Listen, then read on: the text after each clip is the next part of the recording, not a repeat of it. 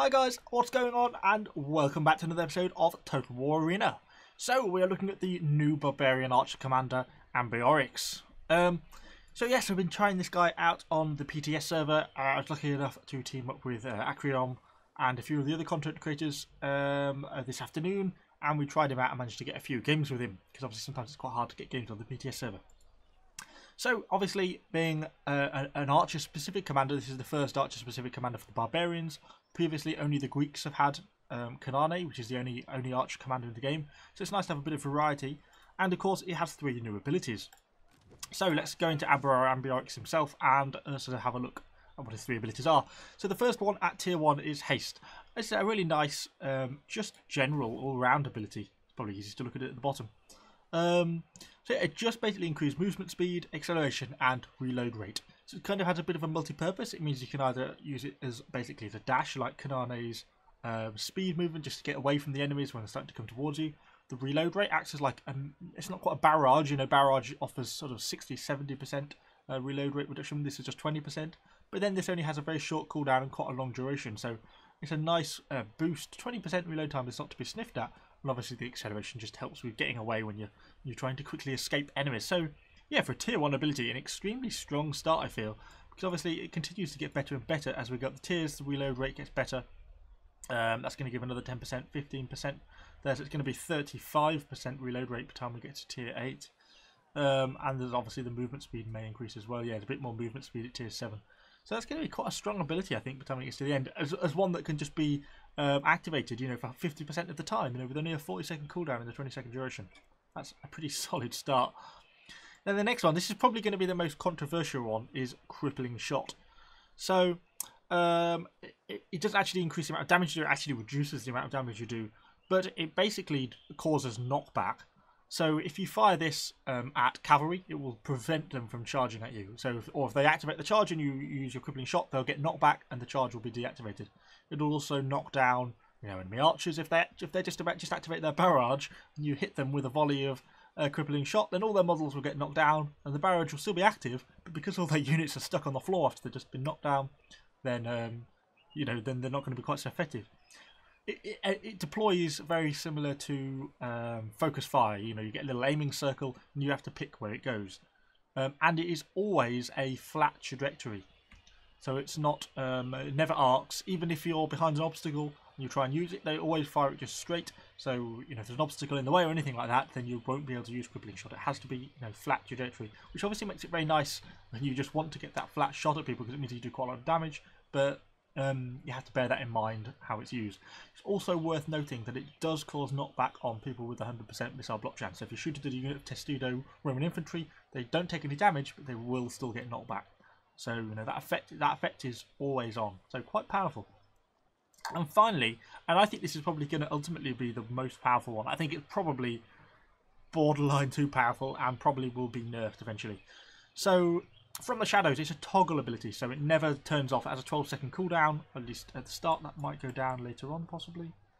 No, it's always on. It's always a 12-second cooldown. Oh no, it's not. There, it goes down by 8 seconds. It goes down to a very short cooldown by the end. And it gives a huge increase to missile weapon range and dispersion. So, you know, this is at tier 6. I am getting 22% missile weapon range, but we get another 3% there.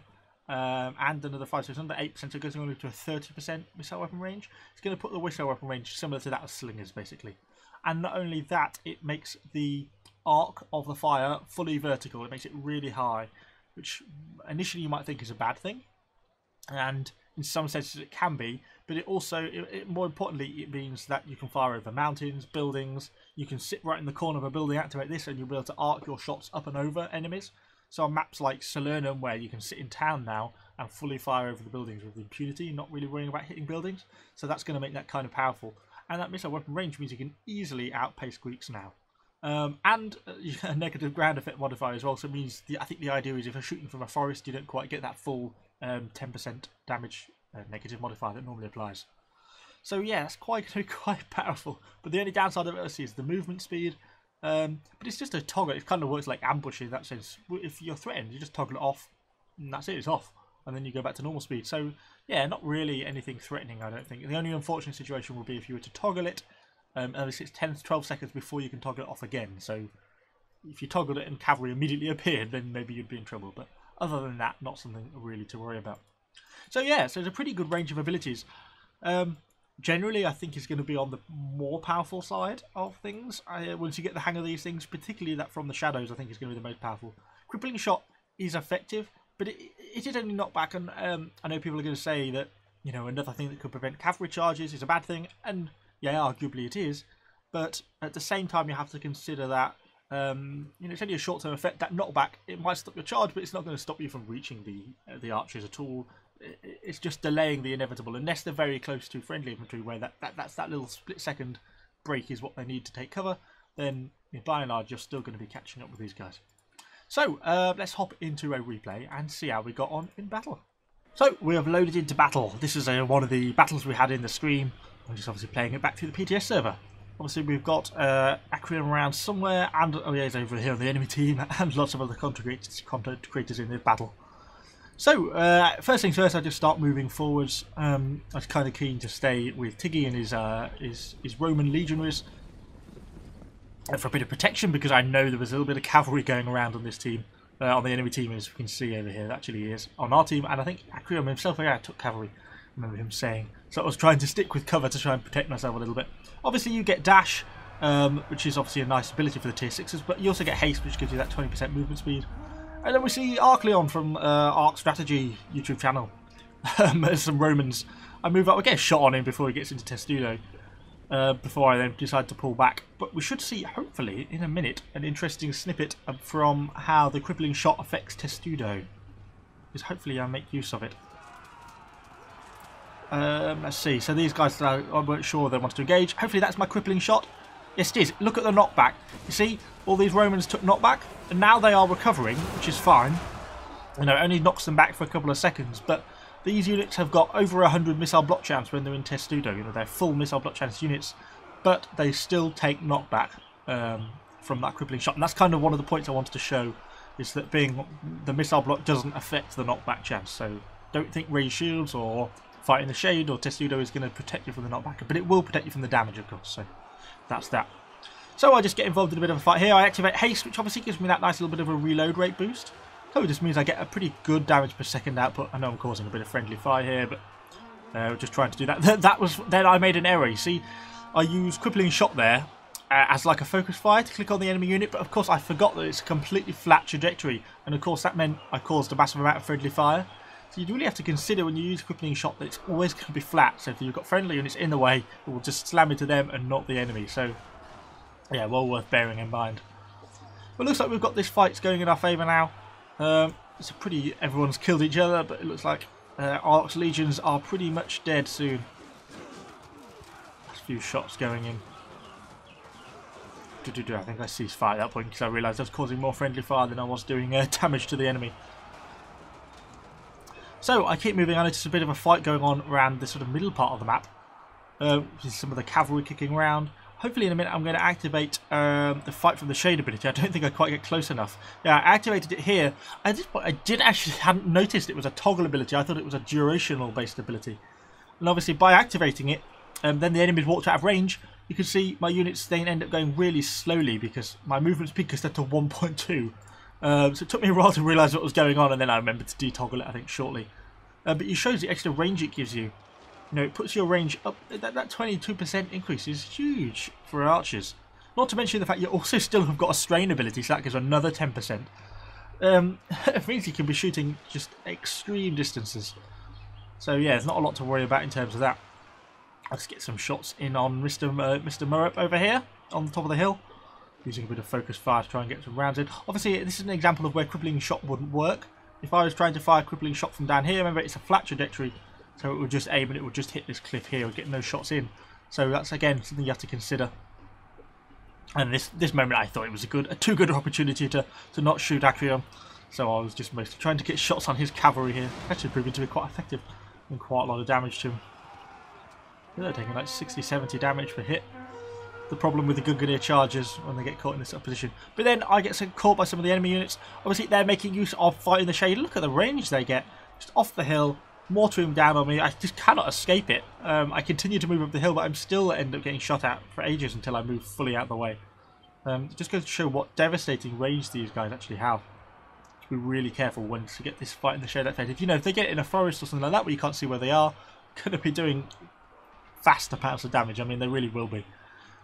So yeah, something to watch out for, particularly once you get into the high tiers as well, and that range increases. That's going to be. I think that's going to something that's going to end up getting nerfed. Alright, we've got it activated now. Let's see if we can see the range. We're up to 128 range without strain activated, and nearly 130. It's pretty ridiculous. Look, I'm almost in range of these archers over here. I know I'm banging on about the range, but I think that's probably the most important ability, maybe, between that and Crippling Shot. But maybe I use another Crippling Shot here shortly, maybe to get a knockdown. I'm not sure. Yep, here it comes.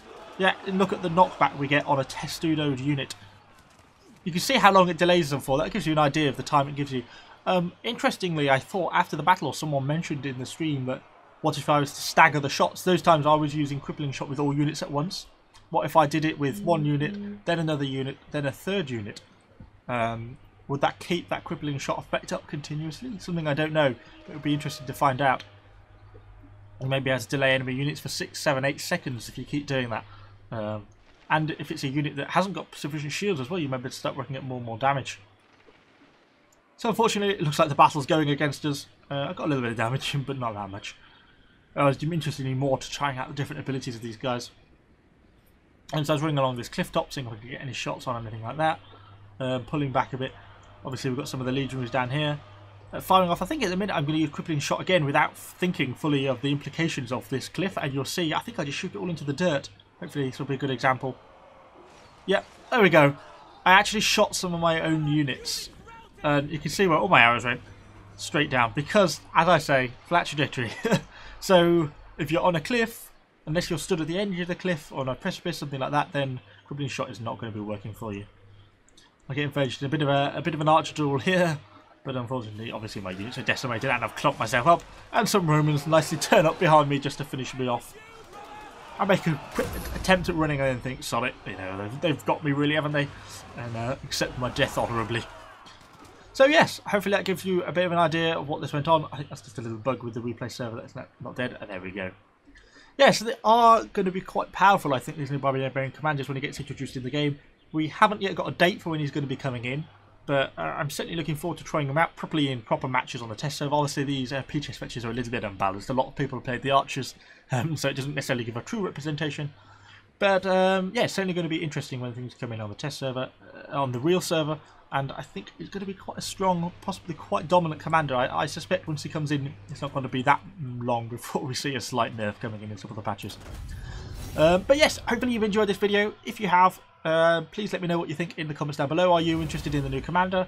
Is it going to be something that interests you? If it is, yeah, let me know what you think. Give the video a like and subscribe to the channel for lots more Total War Arena content. And thanks guys, I shall be seeing you all on the next video.